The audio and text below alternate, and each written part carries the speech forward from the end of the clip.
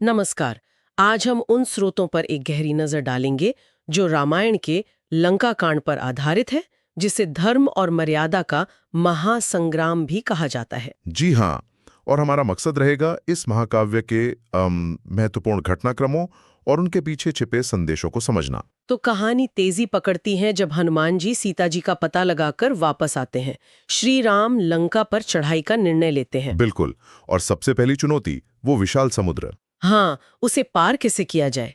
राम पहले तो देखिए 3 दिनों तक समुद्र देव से विनती करते हैं रास्ता देने के लिए। बड़ी विनम्रता से।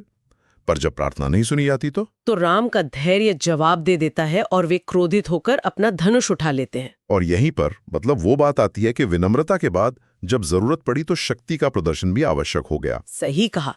समुद्र देव डर कर प्रकट होते हैं और उपाय बताते हैं। जी, कि नल और नील उनके हाथों से पत्थर पानी पर तैरेंगे। और फिर शुरू होता है राम सेतु का वो अद्भुत निर्माण। वानर सेना पत्थर लेती है, उस पर जय श्री राम लिखती है और पानी में डाल देती है और वो तैरने लगते हैं। है ना कमाल। ये वाकई राम नाम की शक्ति का प्रतीक है। बिल्कुल।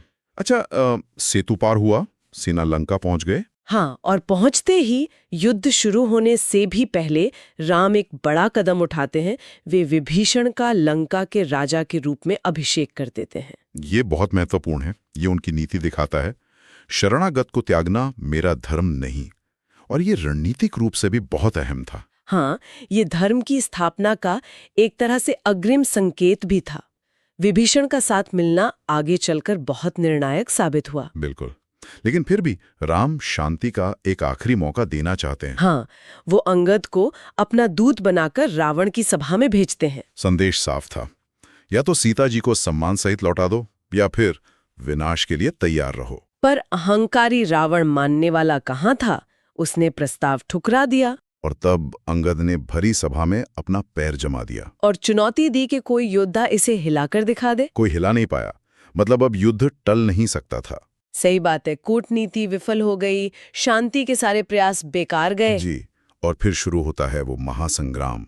वानर सेना, राक्षस सेना, भयंकर युद्ध। और इस युद्ध में एक बड़ा मोड़ आता है मेघनाद के माड़ावी युद्ध से। हाँ, उसने नागपाश का प्रयोग किया। राम और लक्ष्मण दोनों को बांध दिया। बड़ी विकट स्थिति थी। गनीमत रही कि गरुड़ जी समय पर आ गए और उन्होंने नागपाश काट दिया। जी। लेकिन मेघनाद कहाँ रुकने वाला था। उसने फिर शक्ति अस्त्र चलाया और वो सीधे लक्ष्मण जी को जा लगा। वो बहुत बुरी तरह घायल हो गए, मूर्छित हो गए। मामला बेहद गंभीर। तब वैद्य सुषेण ने बताया कि अब केवल संजीवनी बूटी ही उनके प्राण बचा सकती हैं, जो हिमालय पर मिलेगी। और यहाँ हनुमान जी का वो असाधारण काम सामने आता है। विश्वसनीय। वे उड़कर गए, पर वहां पहुंचकर बूटी पहचान नहीं पाए। तो क्या किया? तो वे पूरा का पूरा द्रोणगिरी पर्वत ही उठा लाए। ये उनकी अटूट भक्ति और संकल्प का प्रमाण है। मतलब जो सोचा वो कर दिखाया, चाहे कितना ही असंभव लगे। बिल्कुल।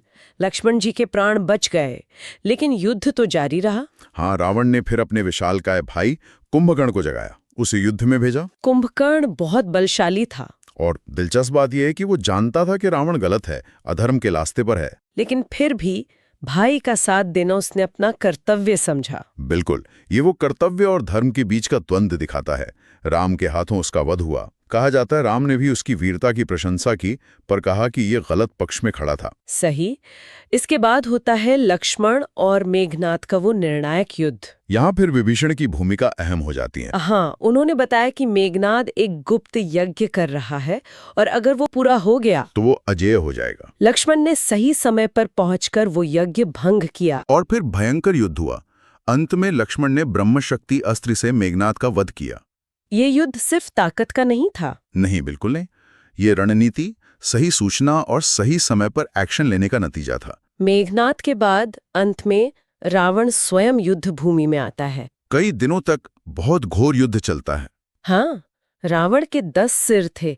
एक कटता, दूसरा फिर उगाता। उसे हराना लगभग नामुमकिन सा लग रहा था। और एक बार फिर विभीषण, उन्होंने ही राम को रावण की नाभि में छिपे अमृत कुंड का रहस्य बताया। यही उसकी मृत्यु का रहस्य था। जी हाँ।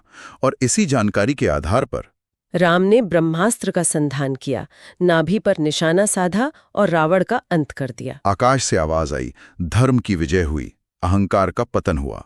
युद्ध तो समाप्त हो गया, लेकिन लोकापवाद मतलब समाज के संशयों को दूर करने के लिए सीता जी को अग्नि परीक्षा से गुजरना पड़ा। हाँ, और स्वयं अग्निदेव ने प्रकट होकर उनकी पवित्रता की पुष्टि की। तो इस पूरे वृत्तांत से हमने क्या देखा?